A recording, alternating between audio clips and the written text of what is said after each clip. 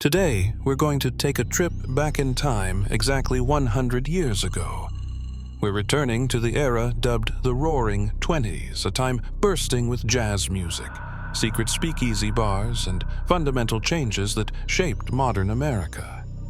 Just try to imagine it, a world just waking up after a world war, suddenly exploding with energy, style, and amazing inventions. From the bold flapper fashion style to Model T cars rolling everywhere, we're going to explore what made the 1920s truly roar. If you've ever heard your grandparents tell stories about the old days, or you simply love discovering the past, then this journey is for you.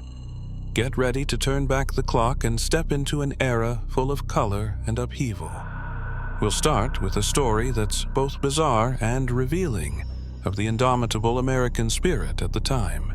It's the story of a shadow that covered the entire nation right from the very first days of the 20s, the shadow of Prohibition and the rise of the speakeasy.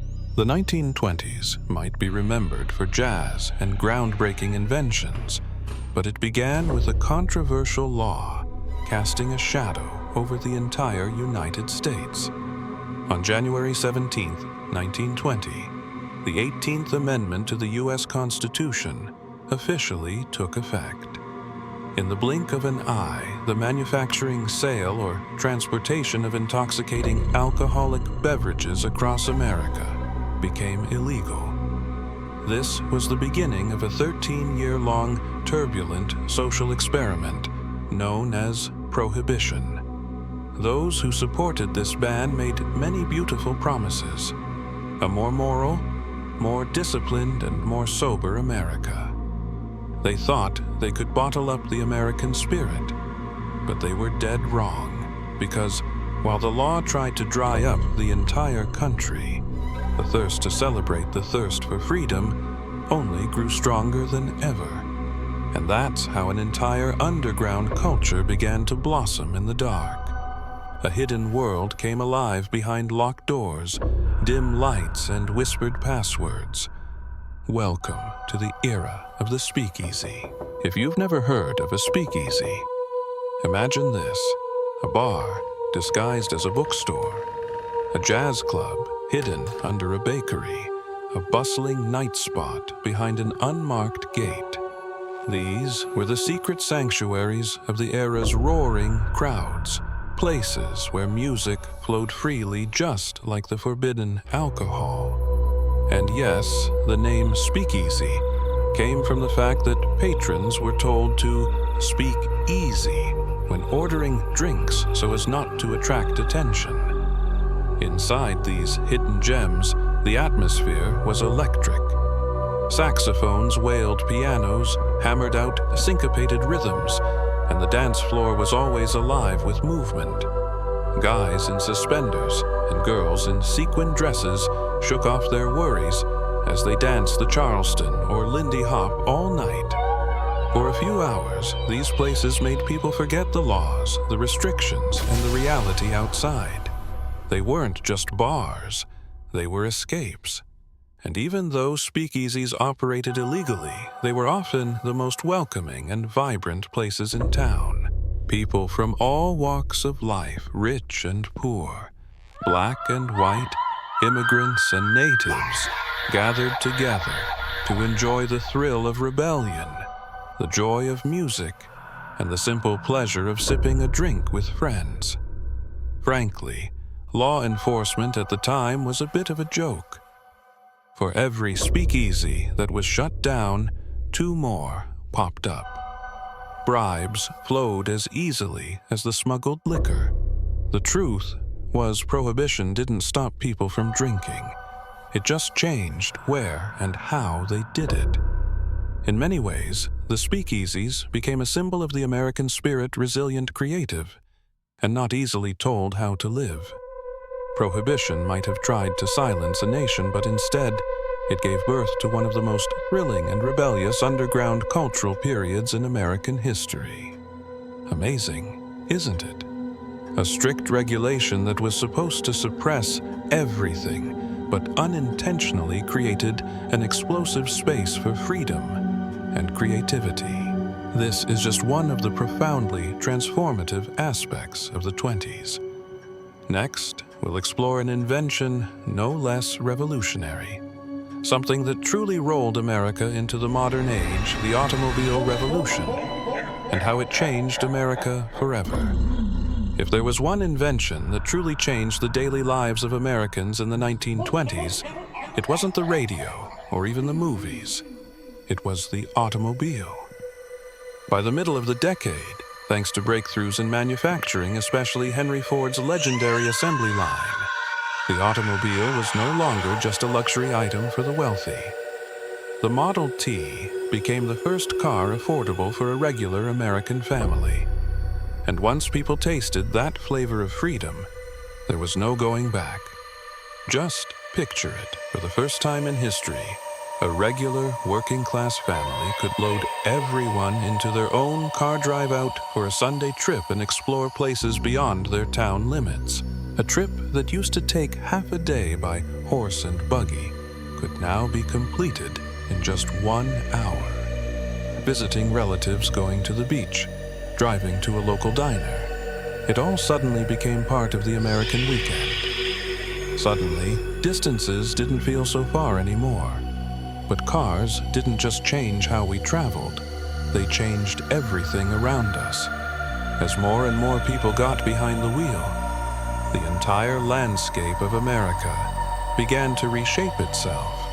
Roads that were once dusty and bumpy were now smoothly paved with asphalt.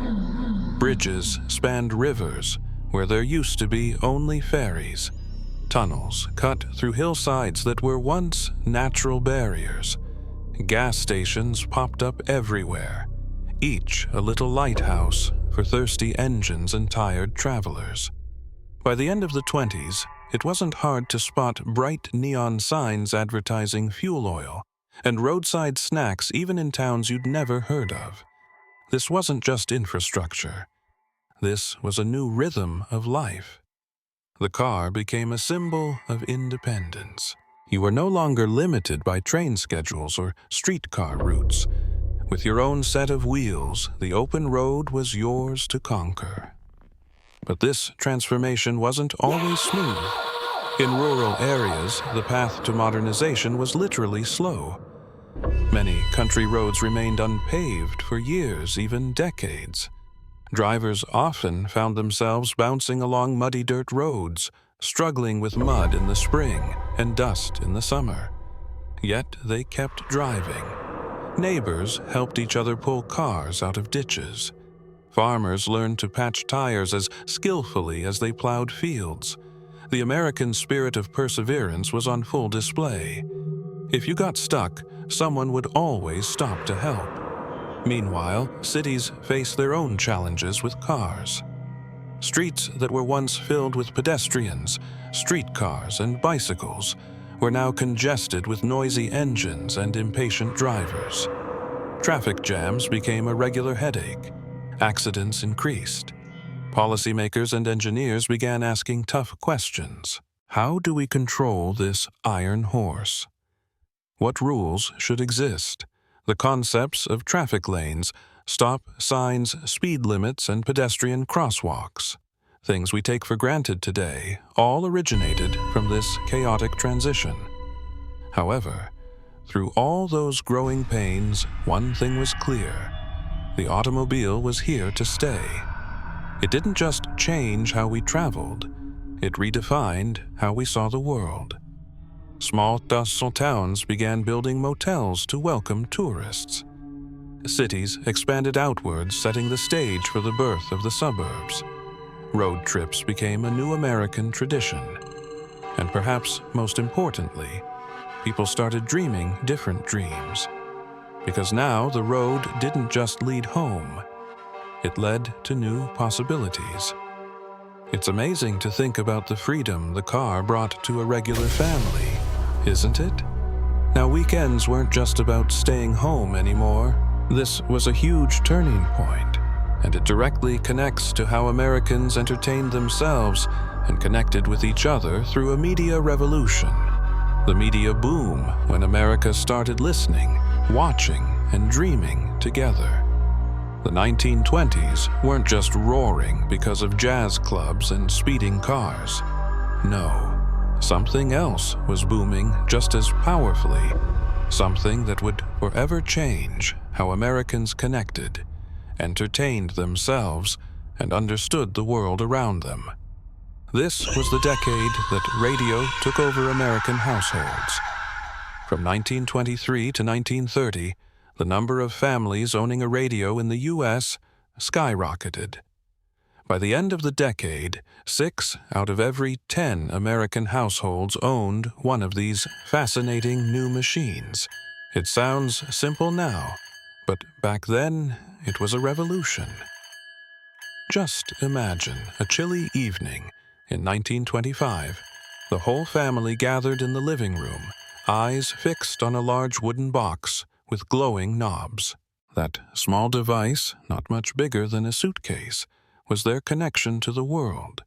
It brought breaking news, live music, baseball games, and even plays performed by invisible voices right into their living room.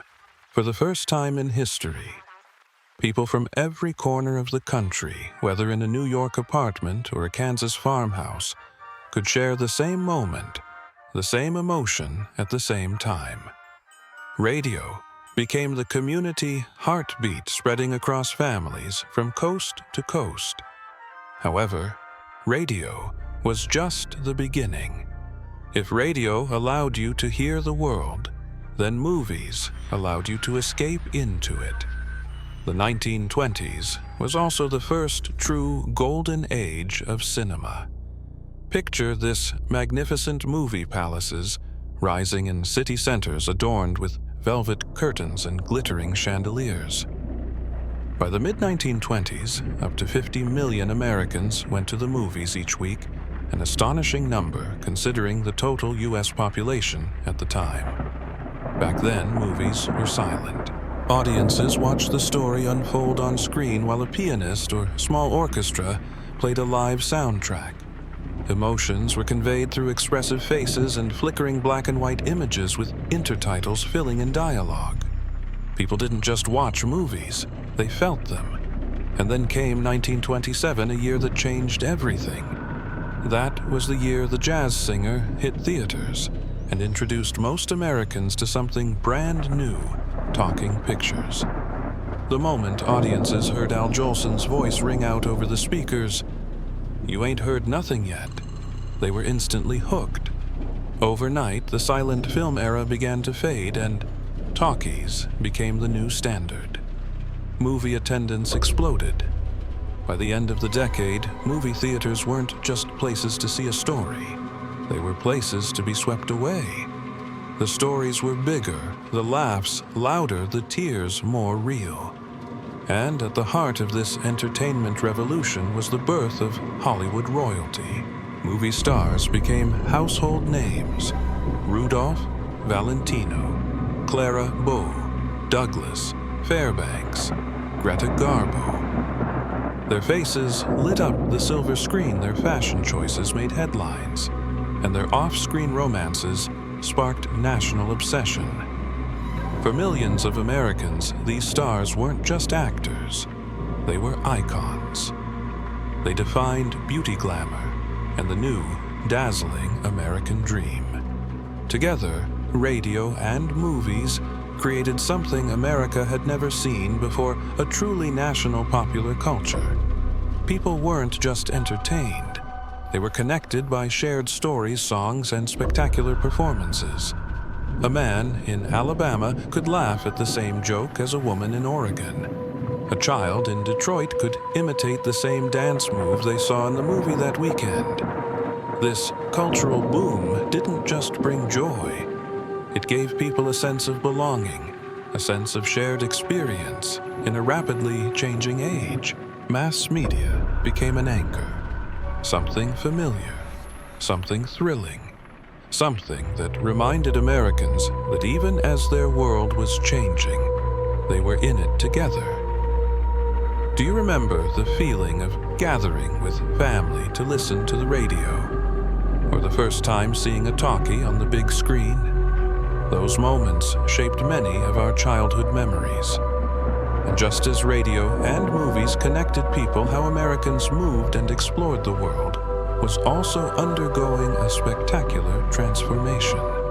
Travel takes off, how the 1920s changed how we saw the world. As life in the 1920s got faster, louder, and bolder, so did the way people got from one place to another. It was a decade of movement, not just in the distances people traveled, but in how they experienced the world beyond their doorstep. And one of the boldest new frontiers was air travel. In the early 1920s, commercial aviation was still very much in its infancy. Flying wasn't something most people considered safe or even sane. Planes were small, noisy, and drafty. Cabin pressurization had not been invented yet.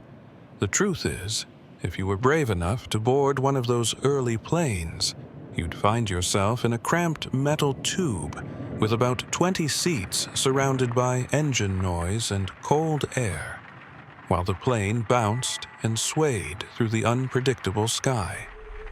But for the brave few who dared, there was a thrill in the adventure. Now, you could soar over the countryside in a matter of hours instead of days. Cities that once felt distant were suddenly within reach. Yes, it wasn't comfortable, and yes, it was expensive. But flying offered something priceless, a glimpse of the future. Now, if you wanted something more comfortable and even a bit more romantic, you might have taken to the skies in a different way, dirigibles or airships. While they wouldn't truly become popular until the 1930s, some luxury travelers in the 20s began boarding these floating giants. Inside, they found plush lounges, dining areas, and panoramic windows. Dirigibles moved slowly, but they offered a serenity that airplanes couldn't match. It was travel for those who preferred grace over speed. However, for the average American in the 1920s, the gold standard of travel wasn't in the air. It was still on the ground. This was the golden age of the railroad. Railroads had connected the country for a long time. But by the 1920s, they were more than just functional transportation. They had become luxurious. Picture it, you're boarding a sleek silver train at a downtown station. A porter tips his hat as you step into your private sleeping compartment with crisp white linens and polished wood panels. Later, you dine on roasted chicken and fresh bread in a white linen dining car surrounded by chandeliers and the steady rhythm of the wheels on the tracks. Observation cars offered leather armchairs and landscapes whizzing by through wide glass windows. It wasn't just travel. It was an experience. Whether you were crossing the Great Plains or gliding through mountain ranges, train travel in the 20s was a celebration of comfort and class, the perfect way to see America in style. And for those closer to home, city transit was also evolving. Urban areas were rapidly expanding their subway and elevated train systems, making it easier than ever to get around the city without a car. These systems were getting faster, cleaner, and more reliable. You could hop on a train in the morning and be downtown in minutes.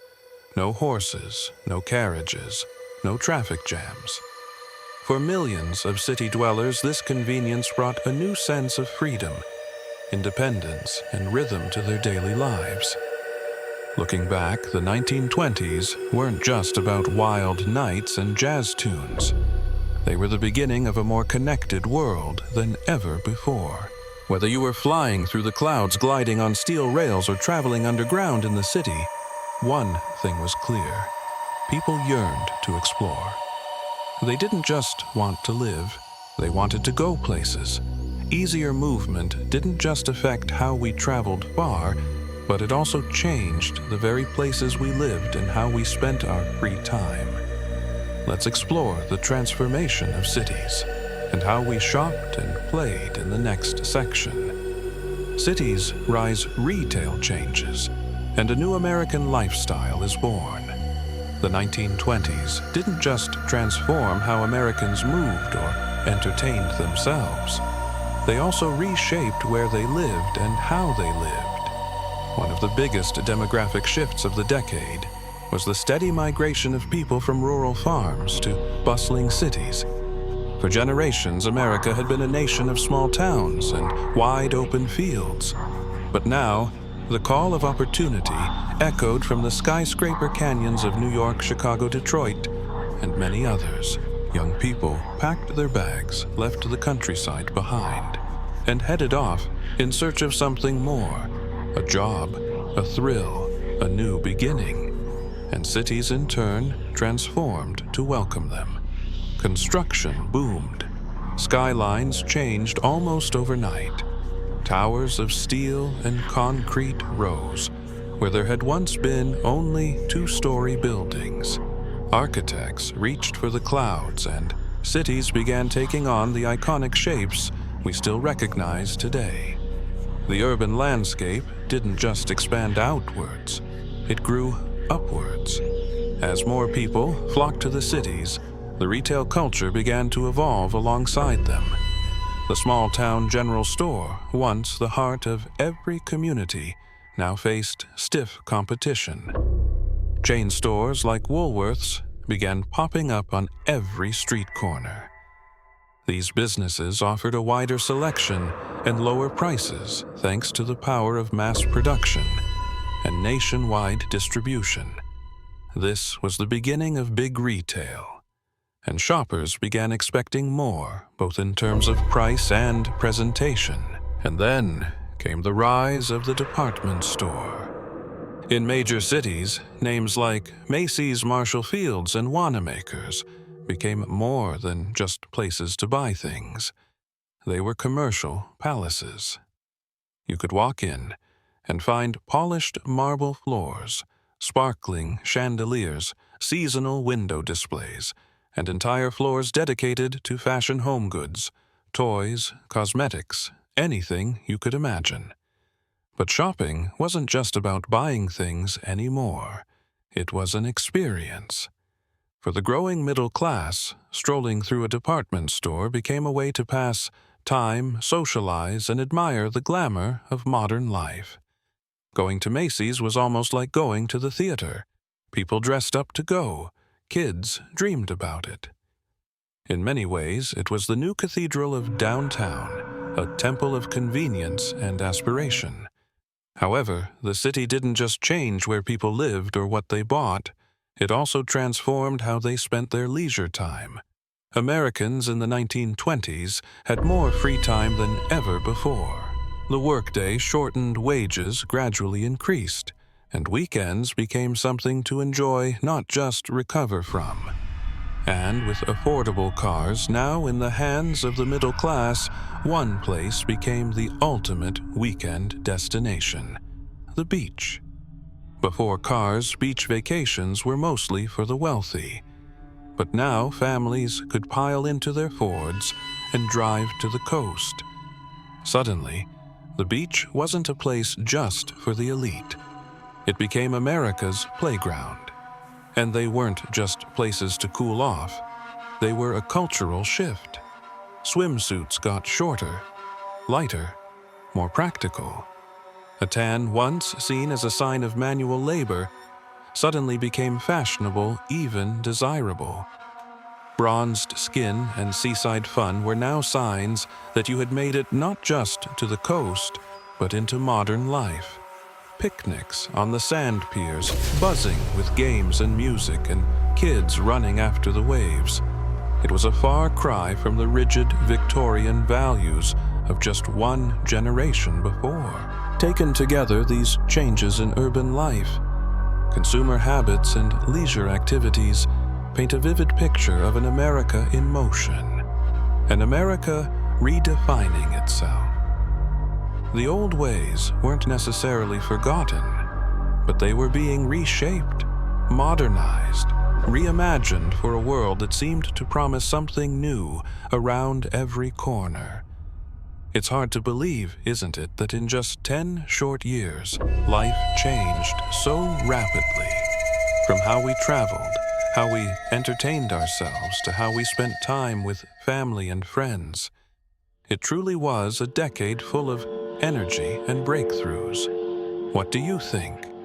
Out of all the inventions or social changes from the 1920s, which do you think had the biggest impact on our lives today? Share your thoughts in the comments below. I'd love to hear your stories and perspectives. And that concludes our quick trip through one of the most extraordinary decades in American history, the Roaring Twenties. We've seen a nation at its peak, exploding with energy and innovation, from rebellious speakeasies, defying prohibition, to a revolution on wheels, reshaping roads and cities, from radios broadcasting the latest music to silver screens filled with glamorous stars. We've traveled in luxurious train cars, strolled into dazzling department stores, and felt the sand under our feet as the beach became everyone's playground, not just the wealthy's. It was a time when everything seemed possible. The future felt bright, fast, and full of promise. But just as the decade was ending in 1929, something changed. The music gradually faded, the laughter quieted, and the next chapter of American life would look very, very different. Next, we'll dive into the harsh reality of the 1930s, a period full of hardship, but also resilience and transformation. How did Americans cope? How did they survive and even rise in the face of the Great Depression? Join us. The journey of historical discovery has just begun. Wells Beach, Maine, 1938. Manhattan skyline from Brooklyn, 1936. Girl on the bumper of a 1931 Chevrolet. Kids on the running board of a 1936 Pontiac. Modeling in front of a 1930s Willys. Music, New York Stock Exchange, 1929. U.S. Highway 99, California. New York City, 1936. Washington, D.C., 1934. Kramer's Wigwam Gas Station, Browning, Montana, 1935. 1930 police cruiser and 2 motorcycle cops. Seattle, Washington. Carpenter's Drive-In, Sunset Boulevard, Los Angeles. Music, 1937. DeSoto parked next to a Model T. Music, up Minneapolis, Minnesota. Coke delivery trucks, Lexington, Kentucky, 1935. Zur Diner, South Los Angeles, 1931. Blackwood Service Station, California, 1933. Plymouth and Bathing Beauty Westinghouse, Trade Show, Lexington, Kentucky, 1933. 1931. Ford at Paul's Place Gas Station. Publicity, shot for the Frank Dillon Tire Company. Tank Car Service Station, Minneapolis, Minnesota. An early drive-in theater, Kingston, New York, 1934. Glendale, California, 1936. Ed Couch, Texas. Music, 1939. California Service Station, 1934. Marcus Motors, Denver, Colorado, 1938. 34 Ford pickup by manual crank tow truck, modeling seat covers for 1933. Simon's Drive-In, Wilshire Boulevard, Los Music Angeles. Delivery of the new 1936 Buicks. 1936 Jensen with Ford V8. The Corner Service Station Post Office, Glen Ellen, Illinois. Around the Campfire at Huntington Beach, California. Food Line in New York City, 1931. J.J. Hickey Gas Station, Ann Arbor, Michigan, 1938. Michigan, 1940. Orpheum Theater, Minneapolis, Minnesota, 1933. New York City Docks, 1935. Pool Motor Gas Station, Cleveland, Ohio, 1939. Dallas, South Dakota, 1936. 1938. Oldsmobile at San Francisco Bay Bridge. Leaving South Dakota. Music. 1936. Gulf Service Station. 1931. One tenement house in Brockton, Massachusetts. Hamilton, County, Tennessee. 1937. Relief Line in New York City, 1930. Elm Grove, Oklahoma, 1936. Central Park, New York City, 1933. Smithland, Iowa, 1937. Manhattan, Music, 1932. Moving Day in North Florida, 1936. Music, Florida, 1937. Kern County, California, 1938. Chandler, Arizona, 1940. Nipomo, California, 1936. Cincinnati. Music. 1936. Auto Camp, California, 1936. Winter Haven, Florida, 1937. Malheur County, Oregon, 1939. Person County, North Carolina, 1937. Smithfield, North Carolina, 1936. Supper in Dugout, Home, New Mexico, 1940. Yakima Valley, Washington, 1936. Roadside Camp in Kern County, California, 1938. Music. Pulaski County, Arkansas, 1935. Hamilton County, Ohio, 1935.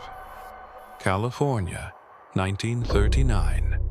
Oklahoma, 1942. Workers' Camp near Holtville, California, 1907. Pytown, New Mexico, 1940. Workers' Camp, Sunday School, California, 1937. Tupelo, Mississippi, 1935. Thank you so much for joining us on this meaningful journey through time. We hope you enjoyed this video and gained some fascinating insights into life 100 years ago. If you loved this video, don't forget to hit that like button to support us, and be sure to share it with friends and family who you think would also enjoy exploring the past with us. Most importantly, subscribe to the Past Not Past channel right now so you don't miss our next historical adventure. We have many more fascinating stories waiting to be discovered. You can click on the videos appearing on the screen to watch more, or revisit the journeys we've already taken. See you in the next video. Have a great day.